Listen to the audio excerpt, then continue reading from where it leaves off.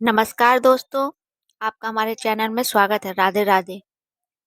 क्यों हुआ था द्रौपदी का 5 पांडवों से विवाह? क्या आप जानते हैं? भारतीय महाकाव्य महाभारत में द्रौपदी का पांचों पांडवों से विवाह एक अनोखी और अत्यंत चर्चित घटना है। यह केवल एक सामाजिक घटना नहीं थी, बल्कि उसके पीछे धर्म, भाग्य, पुनर्जन्म, माता की आज्ञा और दिव्य योजना जैसे कई गहरे कारण जुड़े हुए थे। आइए इस प्रसंग को विस्तार से समझते हैं। नंबर एक, द्रौपदी का जन्म और दिव्य उद्देश्य। द्रौपदी का जन्म समान नहीं था। वे राजा द्रुपद के यज्ञ कुंड से प्रकट हुई थीं। द्रुपद ने अपने अपमान का बदला लेने के लिए एक विशेष यज्ञ किया था, जिससे दो संतानों का जन्म हुआ, धृष्टद्युम्न और द्रौपदी। धृष्टद्युम्न का जन्म गुरु द्रोणाचार्य के वध के लिए हुआ था और द्रौपदी का जन्म भी एक महान उद्देश्य के लिए माना गया है। कौरवों के विनाश और धर्म की पुनः स्थापना में सहायक बनना। द्रौपदी के यज्ञसेनी भी कहा जाता है, क्योंकि वे यज्ञ से उत्पन्न हुई थी। उनका जीवन प्रारंभ से ही किसी साधारण स्त्री जैसा नहीं, बल्कि एक दिव्य योजना का हिस्सा था। नंबर दो, स्वयंवर और अर्जुन की विजय। जब द्रौपदी विवाह योग्य हुई, तब उनके लिए स्वयंवर का आयोजन किया गया। इस स्वयंवर में एक कठिन परीक्षा रखी गई। घूमती हुई मछली की आंख को नीचे रखे जल में प्रतिबिंब देखकर भेदना। इस परीक्षा को केवल महान धनुर्धर ही पार कर सकता था। अनेक राजा, महाराजा और वीर इस परीक्षा में असफल रहे। अंततः अर्जुन, जो उस समय ब्राह्मण वेश में थे, उन्होंने लक्ष्य को भेद दिया और द्रौपदी को जीता। इस प्रकार द्रौपदी का विवाह अर्जुन से होना निश्चित हुआ। नंबर तीन, कुंती की अनजानी आज्ञा। अर्जुन जब द्रौपदी को लेकर अपने निवास स्थान पर पहुंचे, तो उन्होंने अपनी माता कुंती से कहा, माँ, देखो हम क्या लाए हैं। कुंती ने बिना देखे ही कह दिया, जो भी लाए हो आपस में बांट लो। जब कुंती ने देखा कि वे एक स्त्री को लाए हैं, तो उन्हें अपनी भूल का एहसास हुआ। परंतु उस समय माता की आज्ञा को धर्म माना जाता था। पांडव धर्मनिष्ठ थे और माता के वचन को सर्वोपरि मानते थे। वे दुविधा में पड़ गए, क्या माता की आज्ञा का पालन करें या सामाजिक मर्यादा का। तभी महर्षि व्यास वहां प्रकट हुए और उन्होंने इस रहस्य को स्पष्ट किया। नंबर चार, पुनर्जन्म का कारण। महर्षि व्यास ने बताया कि द्रौपदी ने अपने पुनर्जन्म में भगवान शिव की कठोर तपस्या की थी। उस समय उन्होंने वर मांगा था कि उन्हें ऐसा पति मिले जो 5 गुणों से युक्त हो, धर्मपरायण, बलवान, महान धनुधर, अत्यंत सुंदर और बुद्धिमान।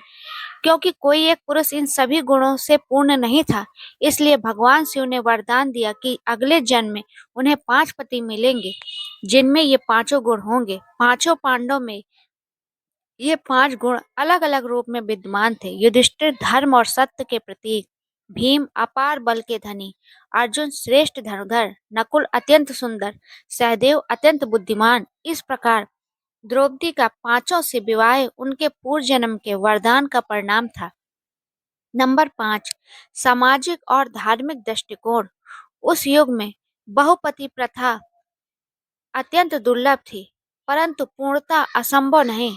हिमालय के कुछ क्षेत्रों में ऐसी प्रथा प्रचलित थी, परंतु द्रौपदी का विवाह किसी सामान्य सामाजिक नियम के कारण नहीं, बल्कि विशेष परिस्थितियों और दिव्य योजना के अंतर्गत हुआ। महर्षि व्यास और अन्य ऋषियों ने इस धर्म सम्मत बताया। उन्होंने कहा कि यह विवाह अधर्म नहीं, बल्कि एक विशेष नियति का अंग है। नंबर 6, पांडवों की एकता का प्रतीक। यदि द्रौपदी केवल अर्जुन की पत्नी होती, तो संभव था कि अन्य भाइयों के मन में भेद उत्पन्न होता। पांचों भाइयों में एकता बनाए रखने के लिए भी यह विवाह महत्वपूर्ण था। द्रौपदी पांचों को समान रूप से सम्मान देती थी और प्रत्येक वर्ष एक पांडव के साथ समय बिताने का नियम बना। इससे भाइयों के बीच ईर्ष्या या मतभेद उत्पन्न नहीं हुआ।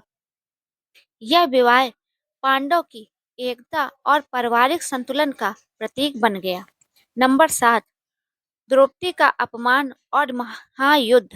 द्रौपदी का जीवन केवल विवाह तक सीमित नहीं था।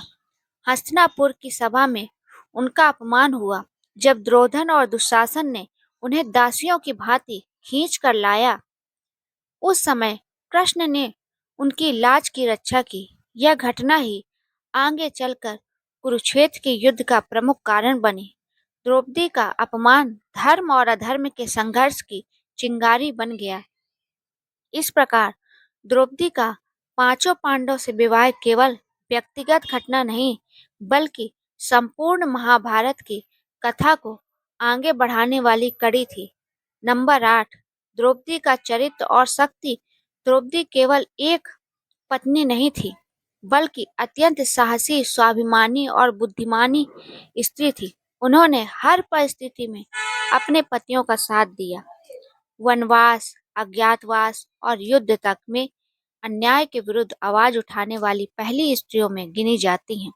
उनका जीवन यह सिखाता है कि स्त्री केवल सहनशील नहीं, बल्कि संघर्षशील और न्यायप्रिय भी हो सकती है। नंबर 9, आध्यात्मिक दृष्टिकोण। कुछ विद्वानों के अनुसार द्रौपदी पंच महाभूतों का प्रतीक है और पांच पांडव पांच तत्वों का उनका मिलन प्रकृति और पुरुष के संतुलन का द्योतक है। इस प्रकार यह विवाह केवल सांसारिक नहीं, बल्कि आध्यात्मिक प्रतीक भी है। निष्कर्ष, द्रौपदी का पांचों पांडव से विवाह कई कारणों का परिणाम था। पुनर्जन्म का वरदान, माता कुंती की आज्ञा, महर्षि व्यास की स्वीकृति, पांडवों की एकता, दिव्य योजना और धर्म की स्थापना। यह घटना हमें सिखाती है कि जीवन में जो कुछ होता है वह केवल संयोग नहीं, बल्कि कई बार नियति और कर्मों का परिणाम होता है। द्रौपदी का जीवन त्याग, साहस और धर्म की स्थापना का प्रतीक है। उनका विवाह सामाजिक दृष्टि से भले ही असामान्य प्रतीत हो, परंतु महाभारत के संदर्भ में वह धर्म और भाग्य की एक अनूठी व्याख्या प्रस्तुत करता है। दोस्तों, अगर आपको ये कहानी पसंद आई हो, ज्ञानवर्धक लगी हो और जानकारी रोचक लगी हो तो please like subscribe my channel अद्भुत कहानियाँ। मैं इसी तरह की ज्ञानवर्धक वीडियो लाती रहूँगी। प्लीज़ सब्सक्राइब करें और पसंद आने पर शेयर करना ना भूलें। धन्यवाद। राधे राधे दोस्तों।